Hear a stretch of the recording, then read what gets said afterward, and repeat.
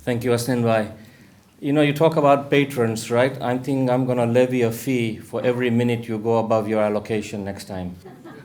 He conveniently bhuli gya mane sambarwa mate. Oh, avi gaya tame pacha. Our next speaker is, I believe, Altaf. Is that correct? It's Azim Panju first. Oh, it's Azim Panju first. All right, so change of script. Our next speaker is another young, talented man who I've had the privilege of knowing for quite a number of years.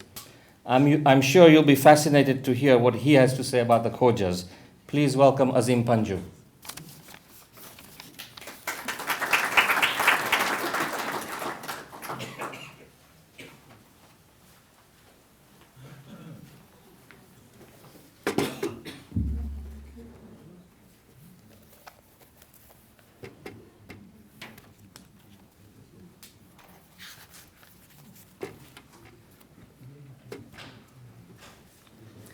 A'udhu billahi minash shaitanir rajim. Bismillahir rahmanir rahim. My elders, assalamu alaikum rahmatullahi wa barakatuh.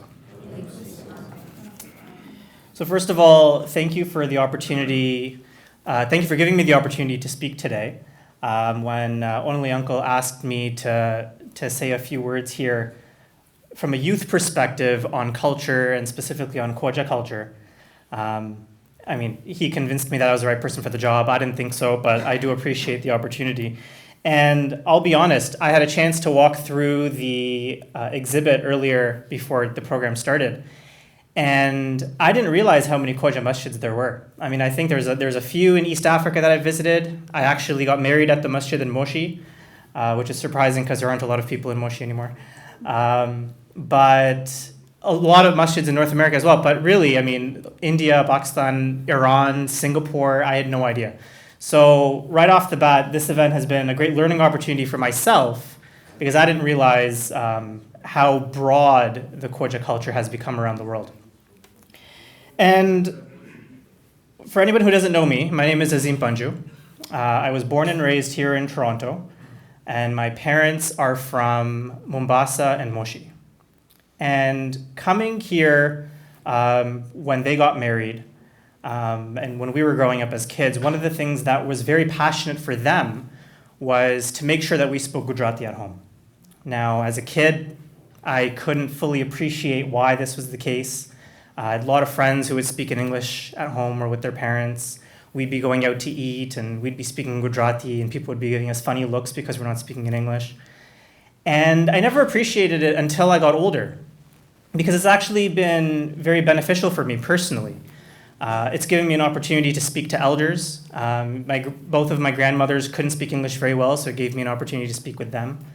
I traveled to Ahmedabad a few years ago as part of a volunteer trip. And I mean, everyone speaks Gujarati there, so I was able to impress a lot of people being down there. And it also gave me a chance to, quite truthfully, impress my in-laws before I got married. I mean, by being able to speak Gujarati, that was a nice touch. And so now I realize the benefit of it, but I remember growing up, like I said, it seemed like a bit of a rare thing. And so I think there was maybe a period where we maybe lost a little bit of it. But as a youth, one of the things that I want to really talk about today is the fact that I think youth are seeking a cultural connection. I think there's this stereotype sometimes that the youth aren't interested in culture, aren't interested in coming to the mosque, aren't interested in coming to the community. But I think that's changing. And I think what I'm seeing, at least in my friend circles and with folks who I interact with, is that especially youth who maybe didn't have that cultural connection when they were growing up, they're now trying to instill that with their children. Now, like I said, I was blessed having grown up speaking Gujarati, and so with my daughter now, my wife and I are trying really hard to make sure that when we're at home, we're speaking anything other than English. And so I speak to my daughter in Gujarati, my wife speaks to her in Kutchi. Sometimes I understand what she's saying, sometimes I don't. But really the point is we're trying to instill that in her as well. And quite honestly, I mean, coming from East Africa, there's a sprinkling of Swahili in there as well. I mean, when we say banana, we say dizi. When we say take a bath, we say koga. I have no idea what bananas are in Gujarati or Kutchi, but I do know them as dizi, and so that's fine. But the point is that we are trying to seek that cultural connection. And I think the other thing that's interesting that hasn't really changed over time is the fact that when youth have opportunities to contribute, and when we do have opportunities to learn, we are going to take advantage of those. When Only Uncle asked me to speak today, we got into a conversation about my grandfather, the late marhum Gasmalin Azruli Panju, who was from Mombasa. And Only Uncle was telling me how when my grandfather was young, he had been selected as part of a small group of youth who the community was trying to breed to become future leaders of the community. So they would send him on conferences all across East Africa so he could just listen, learn, participate, and then eventually grow up and become a leader in the Mombasa community as well. Similarly, on my mother's side, my grandfather, marhum Roshan Ali Ghulam Hussain Ganji, was the president of the Moshi Jamaat for many years. He was a very active member of the community, and my uncle, who still lives there, is also very actively involved. And so, but I think what that really speaks to is the fact that when youth are given opportunities to learn and to contribute, they are going to do quite amazing things. But the key point that I do want to make is that while youth are passionate and while youth are interested to contribute, it might not be done the same way that it's been done in the past. So, we look around. Beautiful masjids in the exhibit, even this center itself. If we had done this event 50 years ago, the building we would have done it in probably wouldn't have had a library, wouldn't have had a gymnasium, wouldn't have had a full banquet hall facility. What that means is that the community is evolving, and the community needs to continue to address the needs of the youth and of the people that are in that community.